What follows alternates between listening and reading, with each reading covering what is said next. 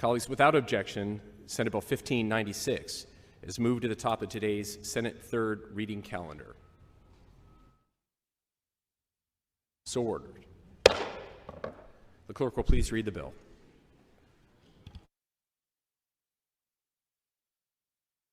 Senate Bill 1596, relating to a right to repair consumer electronic equipment.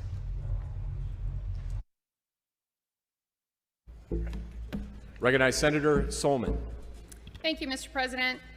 Colleagues, growing up in the country in Gales Creek on a summer day, I would head out right after breakfast with my 2 German shepherds for hours. When my mom wanted me home, there wasn't a phone to call me in, but it was the power of her lungs or a cowbell.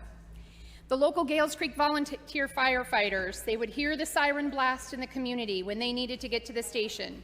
Not pagers, not cell phones, not back then, it was the siren. But today we rely on technology for everything. Parents to communicate with their kids, well checks for their seniors in our lives, and in the appliances that we count on. We rely on technology for work, for play, for school. But technology is not equally accessible to all Oregonians. Some simply cannot afford 36 easy payments for a cell phone or a laptop. When COVID closed our schools, 75,000 students did not have access to a laptop for their schoolwork. We must not treat technology as disposable, and instead switch our mindset and expectation to have products be repairable, and the companies that make these products will respond. Oregon's Right to Repair Act is about 5 things: saving Oregon families money, supporting Oregon small business, reducing e-waste, cutting pollution, closing the digital divide. This is the 4th time we have introduced this right to repair policy in Oregon, and we've come a long way. The policy brought before you today is very different from the first time, and even last year's Senate Bill 542. New York, Minnesota, Colorado, and California all have passed right to repair policies. Senate Bill 1596 closely mirrors California's policy with a couple of notable additions: certification requirements for repair for independent shops and parts pairing language that shuts down anti-consumer practices. We stayed focused on Oregonians and their ability to choose where and how consumer electronics and appliances they own will be fixed. Oregonians need access to affordable repairs and secondhand products. Please let me be clear. In order for a product from a manufacturer to be included in this bill, a manufacturer of the consumer electronic product must offer a repair process that takes your product, diagnoses the issue, maintains and repairs the issue, and sends the same equipment back to you. They may do this internally through their own process or have authorized dealers. We do not require a company to support any product that does not have a repair process as previously described, nor to provide product or parts that have become obsolete. This repair process will now be open to Main Street small repair shops and self-repair, like the 85 small repairs that are mentioned in a flyer on your desk. The purpose of this bill is to provide consumers the choice and how and where the product they own is repaired. Now, I want to clarify a few dates for you. July 1, 2015, consumer electronic equipment such as laptops, printers, and household appliances that were manufactured and first sold or used in the state after July 1, 2015 are included in this bill. We heard consistently from repair shops that on average, repair products that are being brought in for repair are 10 years old, like the household appliances that my dad fixed with his business, Bernie's Refrigeration and Appliance Repair, when I was growing up. July 1, 2021, cell phones that are manufactured for the first time and first sold or used in this state after this date are included in this bill. January 1, 2025, this bill will go in effect, and for consumer electronic equipment that is manufactured for the first time and first sold or used in this state after January 1, 2025, an original equipment manufacturer may not use parts pairing in anti-consumer behavior. December 2025, DOJ will provide a report on any activity they have received on their consumer hotline regarding right to repair. July 1, 2027, enforcement from the AG and DOJ begins. There has been activity on this bill to instill fear in my fellow colleagues, and I have played my fair share of whack-a-mole on the misinformation. And I fiercely defend this bill before you. One question that was posed to a colleague in the House last week: wouldn't you want to know if your phone was about ready to explode? Well, here are the protections that we have offered in this bill to answer to that, and they include: before fixing your product, an independent repair provider must disclose they are not an authorized service provider if the part they are offering is a non-OEM part, and they must inform the customer about any potential safety concerns that the parts that are being installed. It also does not prohibit parts pairing for the purpose of reducing the functionality of a battery if a thermal event occurs, such as that battery overheating. We permitted messages regarding safety issues, but we prohibited misleading messages that cannot be deleted by the owner. The bill before you is the most comprehensive collaborative policy for right to repair to date. There are protections for privacy, trade secrets, and proprietary information. OBI has moved from opposition to neutral on this bill and testified to that in committee. I am proud of the work of many on this Right to Repair Act, from weekly calls with advocates since the end of last session, to the countless meetings to hear concerns and ideas from stakeholders. Throughout this process, we have been open, and because of that, we garnered support from Google, Technology Association of Oregon, who represent local and national tech companies from two-person shops to large business companies from Oregon to international markets. We garnered support from League of Cities, Oregon Consumer Justice, Consumer Reports, just to name a few, all in support. Amazon, AWS, Intel, and as I mentioned, OBI are all neutral on this bill. There are so many to thank, including my team, but I wanted to send a special shout out to Charlie Fisher from Osberg for his leadership, determination, and partnership on this journey.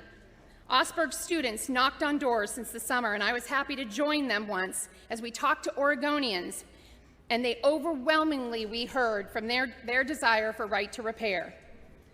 Colleagues, pencils are down. This policy is ready. This bill has 44 co-sponsors and is bipartisan. Oregonians want it. Companies can make this work. Let's give Oregonians their freedom of choice and the right to repair how and where their items that they own can be fixed. Colleagues, I urge your support. Thank you. Additional discussion, recognize Senator Taylor. Thank you. Colleagues, I rise in very strong support of Senate Bill 1596A.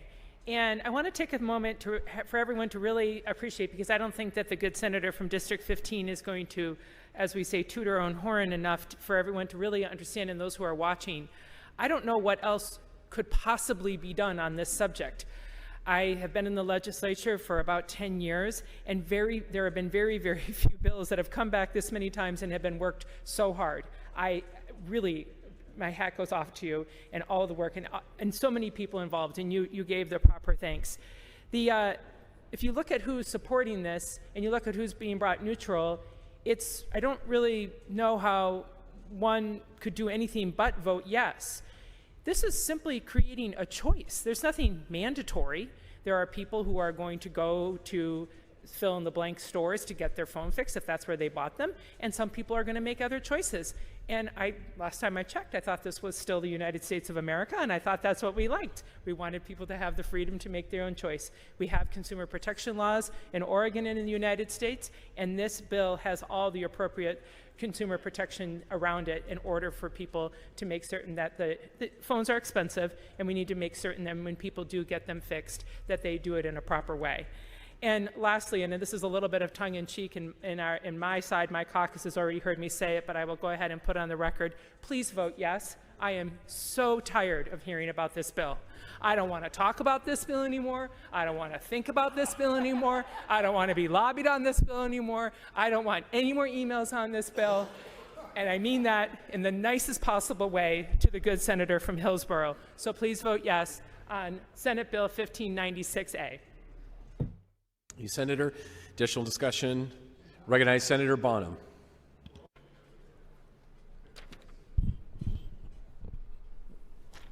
Good afternoon, Mr. President. Senate Bill 1596A requires an original equipment manufacturer to make any documentation, tool, part, or other device or implement that is made available to an authorized service provider for the purpose of diagnosing, maintaining, repairing, or updating a consumer electronic equipment available to an owner or an independent repair provider on fair and reasonable terms. What is fair and reasonable? I think that's the first question. In this body, I doubt that we could come to consensus on what fair and reasonable means. My trust in the courts is at an all-time low. I don't like leaving that up to their interpretation. So that's a question that should be in the back of our minds as we consider this legislation. We're leaving fair and reasonable up for interpretation. The Repair Done Rights Coalition testimony, I found it compelling. In opposition to Senate Bill 1596, outlines concerns that this bill increases safety, cybersecurity risks for consumers and businesses while threatening Oregon's innovation economy. Original equipment manufacturers currently offer consumers a wide range of safe and secure repair options through their authorized repair networks. Most consumer technology products are comprised of complex electronics which require specialized training and sophisticated test instruments to repair safely. Some types of repairs can be extremely detailed, complicated, and dangerous to anyone without proper training.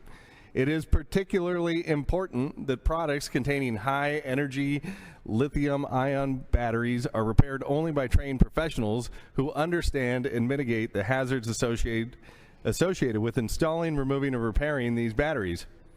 Manufacturers want to ensure that their products are serviced by professionals who understand the intricacies of their products and have spent time procuring the knowledge necessary to safely repair them and return them to consumers without compromising those standards or undermining the safety and security of their products.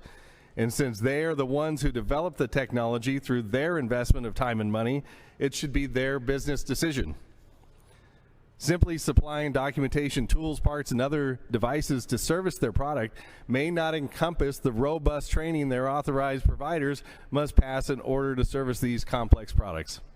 State law should not mandate that all manufacturers must provide a how-to manual for any product and provide it to anyone who asks. I think if I, as a private citizen today, designed a cellular device and I took my money, my energy, my thought process, I built relationships with suppliers, I built relationships with technicians, and I established my business model, ultimately this bill would come in and tell me that I couldn't limit who I did business with to the people that I established relationships with, but I've got to do a relationship with the retail service provider down the street, whom I may or may not want to do business with.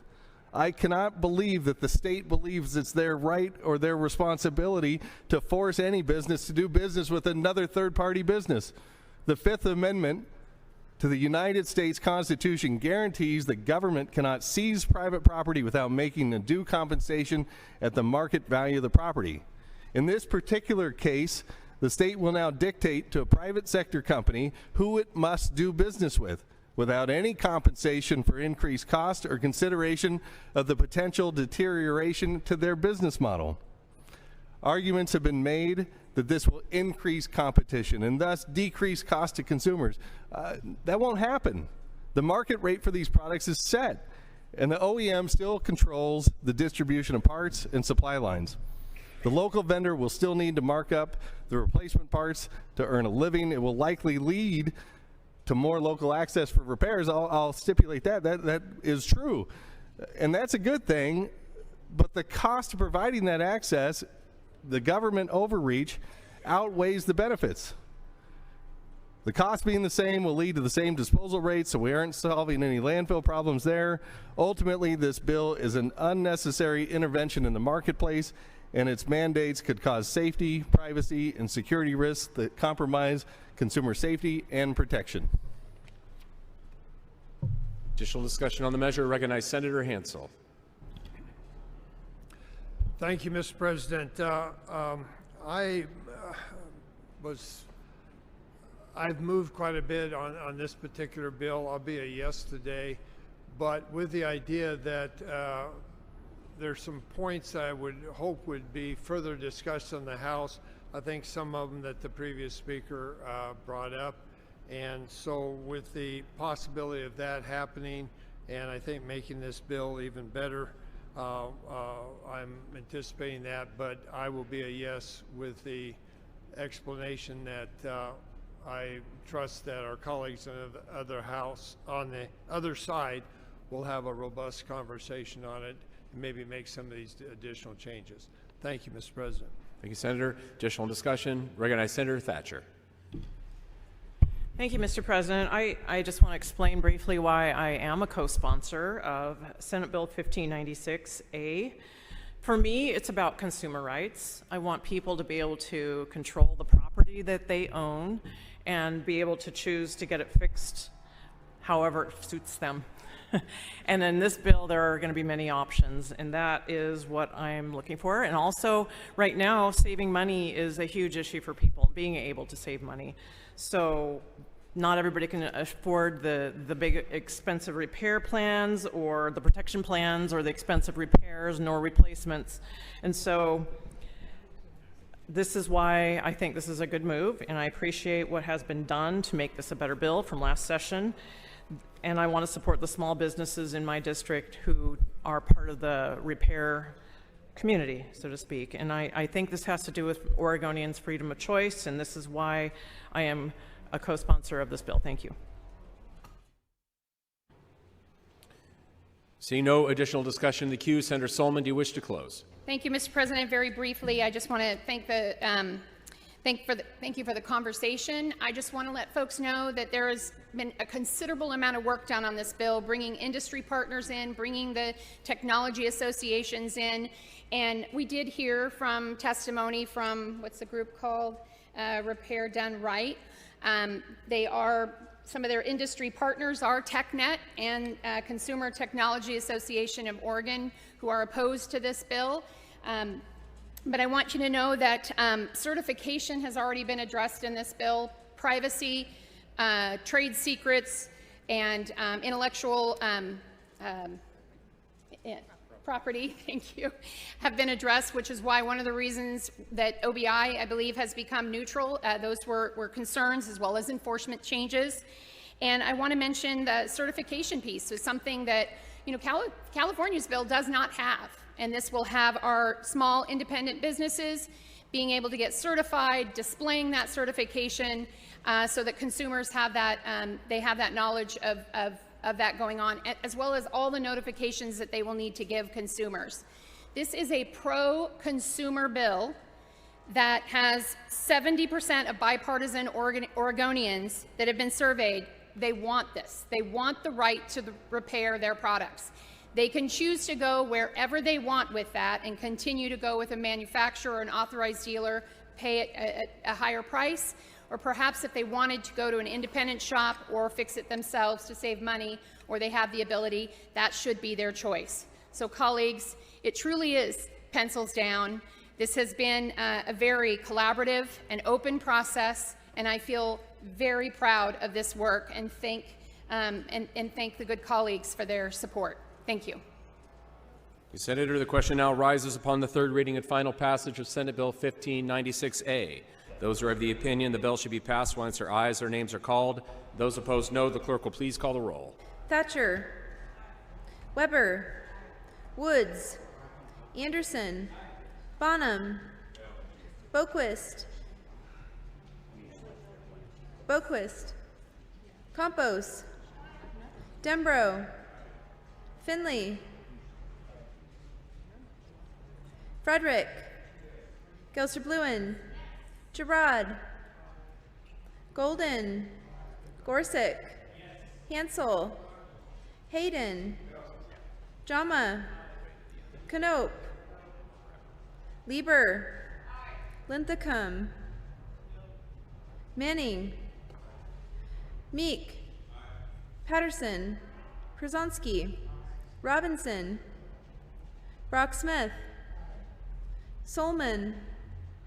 Steiner. Taylor. Boquist.